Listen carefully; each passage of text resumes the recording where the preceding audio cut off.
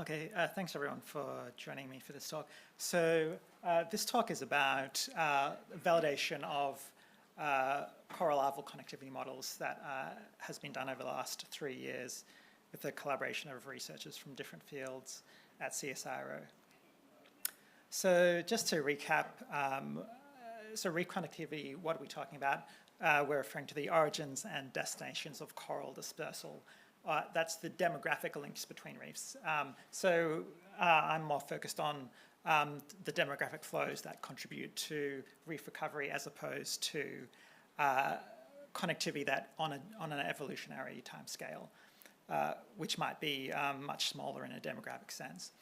So connectivity in a demographic sense is relevant, of course, for reef restoration because demographic links may help supply a degraded reef with a source of new recruits that will assist in that reef's recovery. So just as an example of this, in the 2016 and 2017 bleaching event, we know a great deal of the northern and central reef bleached. And as an exercise, I and colleagues performed a connectivity spatial analysis of where the key reefs for recovery for those reefs that were damaged during this event would be. So we searched for, using our connectivity matrix, we looked for reefs that weren't damaged during those bleaching events and that were very strongly linked in a connectivity sense to reefs that were damaged. And those reefs in blue in the diagram on the right are those identified reefs. So this is an example, although a past example, of how connectivity is important in a reef restoration and management sense. So in terms of a study in connectivity itself, because of the huge spatial scales that we're talking about, we really can only do it using modeling and simulation. So typically what's done is we generate a hydrodynamic model, and then using that model, we engage in a particle Lagrangian, typically particle tracking step. And we track the locations that particles released from a number of reefs, or all of the reefs that we're interested in that particular environment network travel to. And then using those particle trajectories and endpoints, we then generate a connectivity matrix from all that data. So that's the typical process that's done on the Great Barrier Reef and in a great number of other marine ecosystems around the world. So the purpose of this whole study was to validate that simulation process. And what we did was 2 experiments. The first one was done in the Capricorn bunker group. And we used a model that was focused mainly on the islands and the reefs in that group. It was a 300-meter resolution model, and it was performed in CSIRO's shock modeling framework. And for the validation experiment itself, we focused our fieldwork on Wistari, Heron, and Sykes reefs in the middle of the Capricorn bunker group. Our second experiment we did in the Palm Islands, and we had a model that covered a much larger area. It covered most of the Central Great Barrier Reef. And for our fieldwork and experimental work, we went to the Palm Islands. And this was facilitated by a different hydrodynamic model. It was an unstructured grid, and it had 100-meter resolution around the Palm Islands, and then 1 kilometer resolution elsewhere in the Central Great Barrier Reef. So our methods, this is a summary of the methods for both sites. What we did, we first of all, sorry, I'll go back. We chose 10 to 12 sampling stations around the reefs in our target area. And then just before spawning occurred, we would go to those sampling stations and install settlement tiles so 15 tiles per sampling station. Then once spawning has occurred, we then visited each sampling station every day and performed plankton tows and then sorted those tows and counted the number of coral larvae within. And so following a period of approximately 2 weeks, we then went back and retrieved the settlement tiles and counted the number of coral spat that had settled. So we have two sources of information here for that we're using to validate connectivity. We have coral larval densities in the water column and spat settlement. So this is an example of what the data looked like for the Capricorn bunkers in our very first spawning event there. So we have, in the blue lines, we have the time series of coral larval arrival, so that's the density of coral larvae in the water column over time following the spawning event. And then the graphs there show the cumulative settlement of spat over that period that the larval or the plankton tows were performed. So there's a lot of, a fairly rich data source here, and there are spatial patterns that I won't necessarily go into, but there's a lot of good information to explore in the future there. We also went back to the Capricorn bunkers in December 2022 and got information on spat settlement at those 12 sites and on larval arrival over the post-spawning period. And when we put all this data together with our modeled predictions, and I should just make the point here that we set up the model to predict spat settlement and larval arrival in two different ways. So, thanks. So the spat settlement was predicted by applying competency and mortality relationships. So larvae that were both competent to settle and that were still alive. And whereas our larval arrival was just based on applying mortality. So what we found when we compared our model and measured values was no significant relationship between larval arrival and larval arrival predictions. So that's on the left. Whereas when we looked at spat settlement, our model was able to predict with significance spat settlement around those 12 stations and across 3 spawning events. However, there was a lot of variance there. There's a fairly low R-squared value of 0.12. So next, going to the Palm Islands, we implemented a very similar sampling scheme and have a fairly similar format of data there.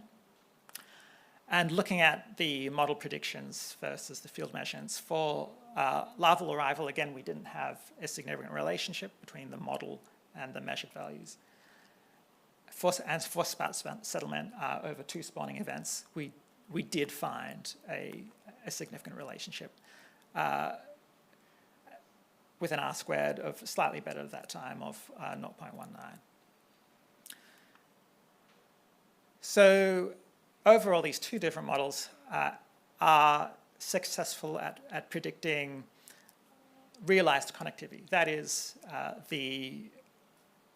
the larvae that arrive and that settle at reefs. However, they both failed at predicting larval arrival itself. That could be because we had fewer data points. Logistical constraints prevented us from performing the plankton tows for as many time points as we had spat settlement data for. It also could be because of the inherent stochasticity of planktonic sampling, and that may have generated more variance than our sample sizes could cope with. So yeah, both models were able to successfully predict, although with a great deal of variance, spat settlement or realized connectivity. And this is really good news. The challenge now is to go back and identify the factors that are important in building models that can predict realized connectivity, so that these models can be built for other areas or for larger areas for operationalized restoration. So I'll just end there with thanking everyone who was involved in the field work and behind the scenes work. So it took an enormous number of people or person hours to do the field sampling, tile scoring, plankton toe sorting, and also contribute to the modeling behind the scenes. So thanks everyone for listening.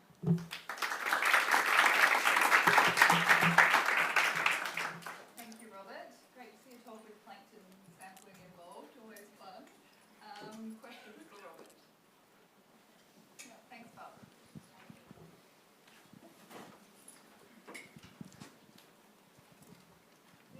Robert, very good talk, thank you. And good to see some actual data coming into the validation. Now, this is an unfair question, but it's seeing how, even quite a detailed, carefully built hydrodynamic and particle tracking model gives, at best, fairly low squareds, and that this connectivity is one of several inputs that goes into the ecological outcome models. Would we be better off, rather than trying to get further and further into getting the connectivity right, applying some simple heuristic around the distance between source and sink sites and leaving it at that and putting more effort into reducing other sources of uncertainty? Oh, so that's my stop timer. I think that's a question for and maybe in a more in-depth analysis. I guess, how the uncertainty that we see in these models, as shown here, how that might then propagate into how good a decision we can make using this data, as well as all the other data that's involved in modeling on decision support. That is probably an analysis in itself. So maybe the answer is that simple heuristics are better. I wouldn't want to say that they are yet without doing that analysis or propagating that uncertainty in a formalized framework, doing the tests to show if that is problematic in having good decisions at the end of the pipeline.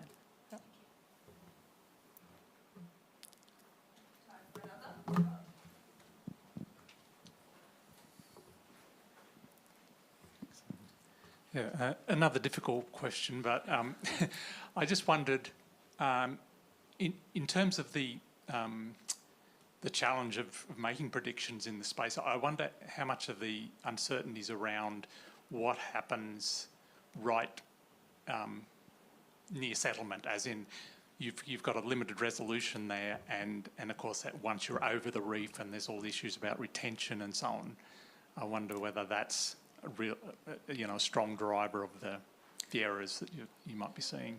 I would concur with that as being a probable source of a lot of the variance that is being seen here there. There's the filters that you might have, like the very fine scale currents, that might particularly affect whether some or many coral species larvae can actually or want to settle in those locations. So yeah, that very fine scale hydrodynamic filter is certainly not represented, and whether it has a large impact in the end or not, I guess that's perhaps still an open question, but it would be a sensible hypothesis that those localized factors, and perhaps also biological factors such as community assemblage at those sites. They would be, in my mind, likely candidates for generating very localized, strong filters on settlement.